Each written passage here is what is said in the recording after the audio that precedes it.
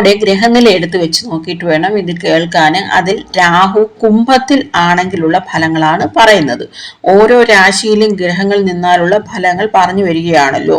അതിൽ രാഹു കുംഭത്തിൽ നിന്നാലുള്ള ഫലങ്ങളാണ് ഈ പറയുന്നത്. ഇനി അങ്ങോട്ട് 1.5 വർഷത്തോളം കാലം ജനിക്കുന്ന കുഞ്ഞുങ്ങൾ, പിന്നീട് 2006, 2007 ജനിച്ചവർ, 1988, 89 ജനിച്ചവർ, 69, 70 ജനിച്ചവർ, 50, 51 ജനിച്ചവർ, ഏകദേശമാണേ പറഞ്ഞത്, നോക്കിക്കോണം. ഇങ്ങനെയെല്ലാം ജനിച്ചവരുടെ ജാതകത്തിൽ രാഹു കുംഭത്തിലും കേതു ചിങ്ങത്തിലുമായിരിക്കും.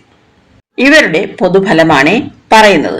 ഒരു കാര്യം ഓർക്കണം, ഒരു രാശിയിൽ ഒരു ഗ്രഹം നിന്നാലുള്ള പൊതുഫലങ്ങൾ എല്ലാം കറക്റ്റായിട്ട് വരണമെന്നില്ല. പക്ഷെ ചില പോയിന്റുകൾ കറക്റ്റായിട്ട് വരും. അത് നമ്മുടെ ജീവിതത്തിലെ ഇമ്പോർട്ടൻ്റ് പോയിന്റുകളും ആയിരിക്കും.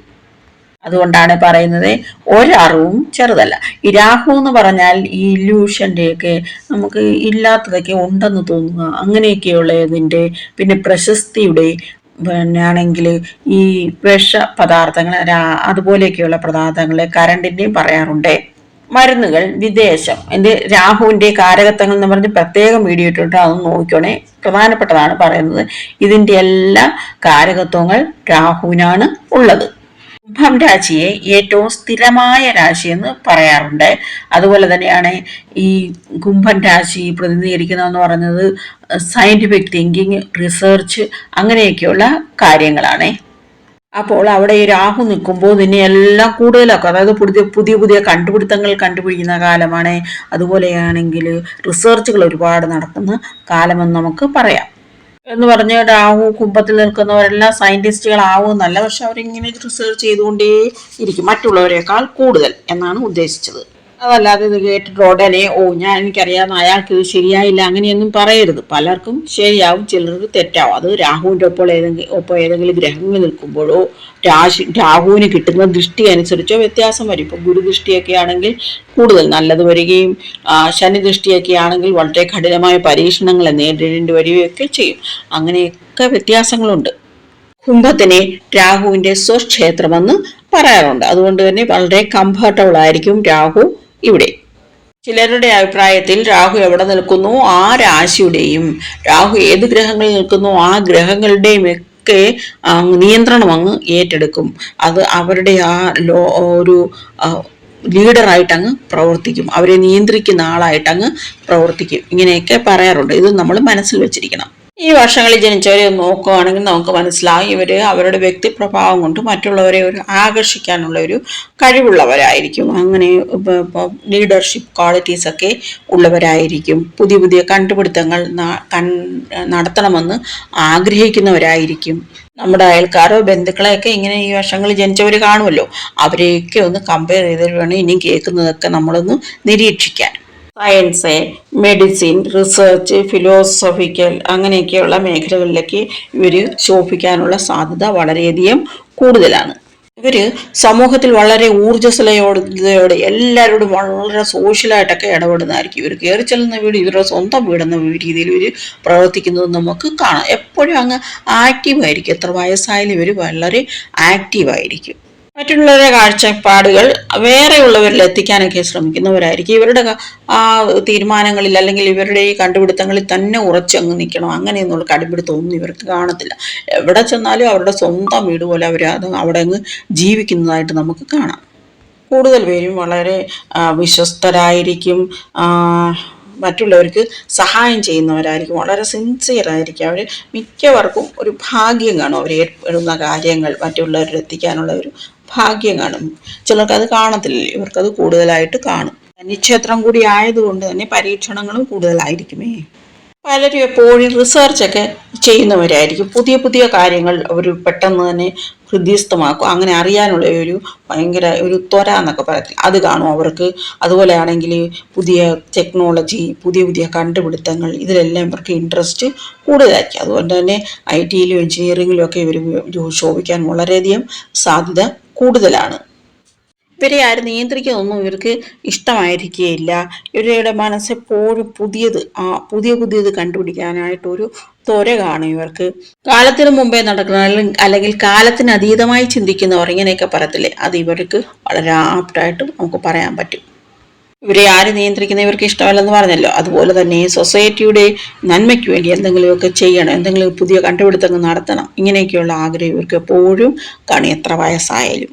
വീട്ടിൽ അടങ്ങിക്കുത്തിയിരുന്ന് ജീവിക്കാനൊന്നും ഇവരെ കിട്ടുകയില്ല. ഇവരെപ്പോഴും പുതിയ പുതിയതിനു തേടിക്കൊണ്ടുള്ള യാത്രയിലുമൊക്കെ ആയിരിക്കും. ഒരുപാട് യാത്ര ചെയ്യുന്നവരും കാണും. സമൂഹത്തിലായാലും പ്രപഞ്ചത്തിലായാലും പെട്ടെന്നുള്ള മാറ്റങ്ങളൊക്കെ അല്ലേ, അത് രാഹുവാണ് കൂടുതലും നിയന്ത്രിക്കുന്നത്, അല്ലെങ്കിൽ രാഹു മൂലമാണ് അവ ഉണ്ടാകുന്നത്. ഇവരുടെ കയ്യിൽ നിന്നൊക്കെ കാശൊക്കെ പോയിട്ട് ഇവർ ഭയങ്കരമായിട്ടുള്ള കടത്തിലൊക്കെ ആവാനുള്ള സാധ്യത വളരെയധികം കൂടുതലാണെന്ന് മനസ്സിലാക്കി വെച്ചേക്കണം. അതുപോലെ അവർക്ക് ഒരുപാട് ആഗ്രഹങ്ങൾ കാണും, പക്ഷെ അതെല്ലാം ലക്ഷ്യത്തിലെത്താൻ ഭയങ്കര പാടാണ്. അത് അവർ മനസ്സിലാക്കണം. അത് കഴിഞ്ഞിട്ട് അങ്ങനെയൊക്കെ ആയിട്ട് ഡിപ്രഷനിലോട്ട് പോകാനുള്ള സാധ്യതയുണ്ട്. അതിനാണ് മുദ്രയോഗയൊക്കെ പറയുന്നത്. കൂടുതൽ പേർക്കും അച്ഛൻ്റെ കാര്യത്തിൽ വളരെ അഭിമാനമുള്ളവരായിരിക്കും, അല്ലെങ്കിൽ അച്ഛനുമായിട്ട് കൂടുതൽ അറ്റാച്ച്മെൻറ്റ് കാണാനുള്ള സാധ്യതയുണ്ട്. പിന്നെ ഗവൺമെൻറ്റിൽ നിന്നൊക്കെ ഇവർക്ക് വളരെയധികം സപ്പോർട്ട് കിട്ടും.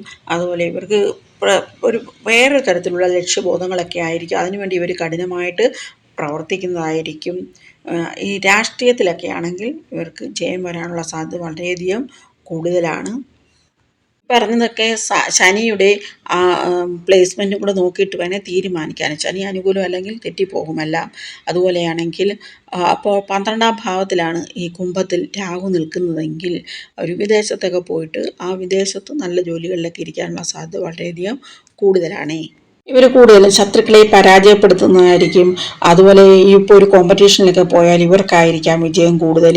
പിന്നെ ബിസിനസ്സിൽ നിന്നൊക്കെ പെട്ടെന്ന് ധനം കിട്ടാനുള്ളൊരു സാധ്യതയുണ്ട്. ഇവർ വളരെ അന്താരാഷ്ട്ര കമ്പനികളൊക്കെ ഇല്ലേ, അവയും ജോലി ചെയ്യിക്കാനുള്ള സാധ്യതയുണ്ട്, അല്ലെങ്കിൽ വിദേശത്ത് പോകാനുള്ള സാധ്യതയുണ്ട്. അവർക്ക് അവരുടെ ലക്ഷ്യങ്ങൾ നേടിയെടുക്കാൻ വളരെയധികം താല്പര്യം കാണും, അതിനുള്ള അനുകൂല സാഹചര്യങ്ങളും കാണും. സാഹചര്യമാണ് ഇമ്പോർട്ടൻ്റ്. അത് പക്ഷേ ജാതകത്തിൽ ശനി പ്രതികൂലമായാൽ, അല്ലെങ്കിൽ ഭാഷാൽ പോലും പ്രതികൂലമായാൽ ജോലിയിലൊക്കെ വളരെയധികം തിരിച്ചടികൾ വരാനുള്ള സാധ്യതയുണ്ട്. ഒരു കാര്യം പ്രത്യേകം ശ്രദ്ധിക്കേണ്ടത്, ശനി പ്രതികൂലമായാൽ ഈ ഫലങ്ങളൊന്നും കിട്ടുകയില്ലേ. ബാക്ക്ഗ്രൗണ്ടിൽ വീഡിയോയുടെ ആദ്യം കാണുന്നത് തെലുങ്കാനയും ഈ കാണുന്നത് കരിങ്ങാലിപ്പുഞ്ച ആ ഭാഗങ്ങളുമാണ്. ജ്യോതിഷത്തിലൊക്കെ വളരെയധികം ശോഭിക്കാൻ കഴിയുന്നത് ഈ രാഹു, ഈ കുംഭൻ രാശിയിൽ നിൽക്കുന്നവർക്കാണ് കൂടുതലും. അതുപോലെ ഇവരെപ്പോഴും പുറകോട്ട് നിൽക്കുന്നതിൽ രാഹുവും കേതുവും, അത് നമ്മളൊന്ന് ഓർമ്മയിൽ വെച്ചിരിക്കണം.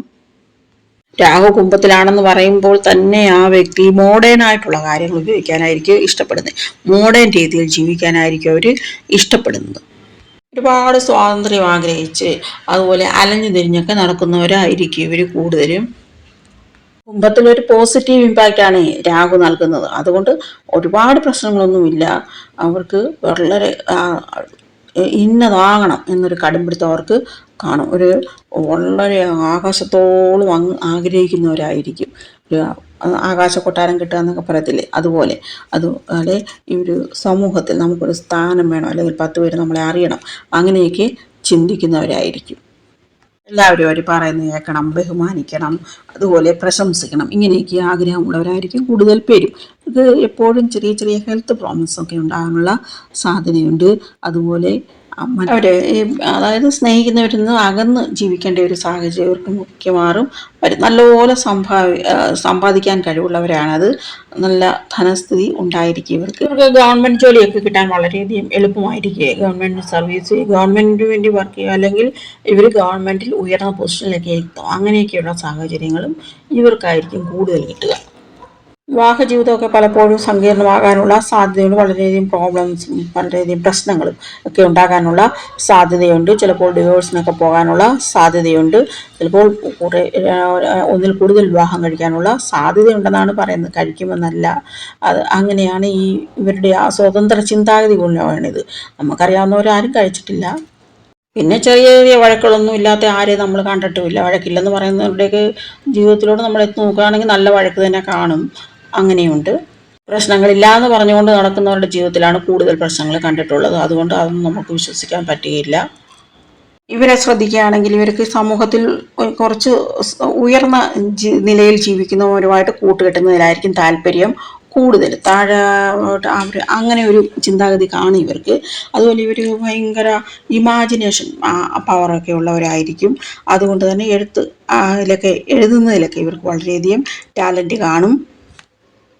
ഫ്രണ്ട്സിനെ നല്ലതുപോലെ ഉപയോഗിക്കാൻ ഇവർക്ക് അറിയാം. ഒരു ചതി മെൻറ്റാലിറ്റി ഇവർക്ക് കാണും, പക്ഷെ അത് മറ്റുള്ളവർക്ക് മനസ്സിലാകില്ല. എപ്പോഴും ഒരു സീക്രട്ട് ചിന്താഗതി ഇവർക്ക് കാണും. അതുപോലെ പണമൊക്കെ ഉണ്ടാക്കാൻ വളരെ മിടുക്കരായിരിക്കും. അല്ലാത്തവരെ ഒരുപാട് പേരെ കണ്ടിട്ടുണ്ട്.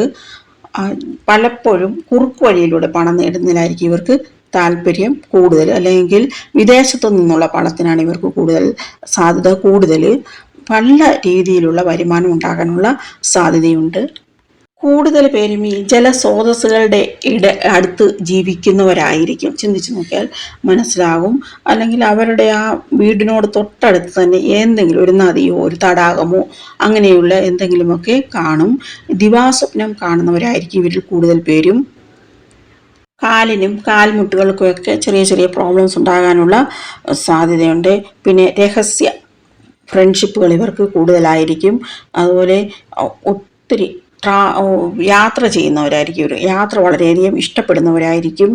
അതുപോലെ ഈ തീർത്ഥാടനം ഒക്കെ വളരെയധികം ഇഷ്ടപ്പെടുന്നവരായിരിക്കും. ഇവരുടെ അമ്മയുടെ കാര്യത്തിലാണെങ്കിൽ ഈ അമ്മ മിക്കവാറും വിദേശത്ത് താമസിച്ച് ആയിട്ട് അവിടെ തന്നെ അവസാനിക്കാനുള്ള സാധ്യതയുണ്ട്. അല്ലെങ്കിൽ അൺയൂഷ്വൽ ഡെത്ത് എന്നൊക്കെ പറയത്തില്ലേ, പക്ഷെ നമുക്കറിയാവുന്നവർക്ക് ആർക്കും അങ്ങനെ സംഭവിച്ചിട്ടില്ലേ, എന്നാലും അതിനുള്ള സാധ്യതയുണ്ടെന്നാണ് പറയുന്നത്. മരുമക്കളുമായിട്ട് ആത്മബന്ധം കൂടുതലായിരിക്കും ഇവർക്ക്. ഇവരുടെ അച്ഛൻ വളരെയധികം സമ്പാദിക്കുമെങ്കിലും ആ സമ്പാദ്യമൊന്നും ഇവർക്ക് കിട്ടാനുള്ള സാധ്യത വളരെയധികം കുറവാണ്, അല്ലെങ്കിൽ നഷ്ടപ്പെട്ടു പോകാനുള്ള സാധ്യതയുണ്ട്. നമ്മൾ മനസ്സിലാക്കി അതിനനുസരിച്ച് നമ്മൾ ക്രമീകരിച്ചാൽ മതി കാര്യങ്ങൾ. വേറെ സോഴ്സിലോട്ടൊക്കെ മാറ്റുക, അങ്ങനെയൊക്കെ ചെയ്യുമ്പോൾ ആ നഷ്ടം നമുക്ക് പിന്നീട് ലാഭമായിട്ട് വരും. അതുപോലെ ഇവരുടെയും ധനം ഇങ്ങനെ നഷ്ടപ്പെടാനുള്ള സാധ്യതയുണ്ട്. അപ്പോൾ അങ്ങനെ അല്ലാത്തവരുടെ പേരിലോട്ട് മാറ്റുകയോ അല്ലെങ്കിൽ വേറെ എവിടെയെങ്കിലും ഇൻവെസ്റ്റ് ചെയ്യുകയോ ചെയ്താൽ മതി. അതുപോലെ ഒരു പ്രത്യേക തരത്തിലുള്ള കഴിവുകളൊക്കെ കാണും. പിന്നെ ഒഴുക്കുവെള്ളം ഇവർ വളരെയധികം സൂക്ഷിക്കണം. ഒഴുക്കുവെള്ളത്തിൽ നിന്നുള്ള പ്രശ്നങ്ങൾ ഉണ്ടാകാനുള്ള സാധ്യത കൂടുതലാണ്. ഒരു കാര്യം നമ്മൾ പ്രത്യേകം ഓർക്കണം, ഇത് കുംഭത്തിൽ രാഹു നിൽക്കുമ്പോൾ എപ്പോഴും ചിങ്ങത്തിലായിരിക്കും കേതു. നേരത്തെ നമ്മൾ ചിങ്ങത്തിലെ കേതുവിൻ്റെ ഫലങ്ങൾ പറഞ്ഞില്ലേ, അത് ഇതിനും ബാധകമാണ്, ഇതിൻ്റെ ഫലങ്ങൾ അതിനും ബാധകമാണ്. അപ്പോൾ അല്ലെങ്കിലും ഈ കുംഭത്തിൽ രാഹു നിൽക്കുമ്പോൾ അവരുടെ ജാതകത്തിൽ ചിങ്ങത്തിലായിരിക്കും കേതു ഉണ്ടാകുക. അപ്പോൾ ഈ രാഹു കുംഭത്തിൽ നിൽക്കുമ്പോൾ ആ രാഹുവിന് കൂടുതൽ ഒരു ഫ്രീഡമുണ്ട്, കേതുവിന് അത്രയുമില്ല. അതുപോലെ ഇവയ്ക്കൊപ്പം ഒരു ഗ്രഹം വരുമ്പോഴും ആ ഗ്രഹത്തിന് നിയന്ത്രണം ഏറ്റെടുക്കുമെന്ന് പറഞ്ഞില്ലേ, അന്നേരവും ഈ ഇതിൻ്റെയൊക്കെ ഫലങ്ങളിൽ വ്യത്യാസം വരും. ഒന്നിൽ ഇതൊക്കെ എഴുതി വെക്കുക, അല്ലെങ്കിൽ നമ്മൾ കാണാതെ പഠിക്കുക. അങ്ങനെ ആകുമ്പോൾ പെട്ടെന്നൊരു ഗ്രഹനില കാണുമ്പോൾ നമുക്ക് പെട്ടെന്ന് പറയാൻ കഴിയും. ഇതിൽ പല പോയിന്റുകളും നമുക്ക് വളരെയധികം സഹായമായിട്ട് വരും. പല പോയിന്റുകളും പലരുടെ ജീവിതത്തിൽ ഇപ്പോൾ ഒരുപാട് കാര്യങ്ങൾ അങ്ങനെയുണ്ട്. ചില ഗ്രഹങ്ങൾ നിൽക്കുമ്പോൾ അവർക്ക് അവരുടെ വല്യച്ഛൻ്റെ സ്വത്ത് കിട്ടുമെന്ന് കാണും. ചില ഗ്രഹങ്ങൾ നിൽക്കുമ്പോൾ അവർക്ക് അവരുടെ ചതിയിലൂടെ സ്വത്ത് നഷ്ടപ്പെടാനുള്ള സാധ്യത. ഇതൊക്കെ നമ്മൾ മനസ്സിലാക്കി വെക്കുമ്പോൾ ആ കാര്യങ്ങളിലൊക്കെ നമുക്കൊന്ന് അലേർട്ടായിരിക്കാൻ പറ്റും. അതൊന്നും നഷ്ടപ്പെടാതെ സൂക്ഷിക്കാൻ നമുക്ക് പറ്റും. അതിനുവേണ്ടിയാണ് നമ്മൾ ജ്യോതിഷം പഠിക്കുന്നത്. ഇപ്പോൾ നേരത്തെ പറഞ്ഞു ഒഴുക്കുവെള്ളത്തിൽ നിന്നുള്ള അപകടം ഉണ്ടാകാൻ സാധ്യതയുണ്ടെന്ന് പറയുമ്പോൾ തന്നെ നമ്മൾ ഇങ്ങനെയുള്ളവരെ ഒഴുക്കുവെള്ളത്തിൻ്റെ അടുത്ത് പോകാൻ അനുവദിക്കാതിരിക്കുക. അങ്ങനെയാകുമ്പോൾ നമുക്ക് ആ അപകടം അങ്ങ് ഒഴിവാക്കാൻ പറ്റും. അല്ലെങ്കിൽ ഈ രാഹുവിൻ്റെ അപകാരം ദശാകാലമൊക്കെ വരുമ്പോൾ അതിനുള്ള വഴിപാടുകൾ ചെയ്ത്, അതായത് പരിഹാരങ്ങൾ ചെയ്ത് നമുക്ക് ആ ആപത്തുകൾ ഒഴിവാക്കാം. തീർച്ചയായിട്ടും വളരെയധികം ഒഴിവാക്കാൻ പറ്റും. ഓം നമഃ ശിവായ.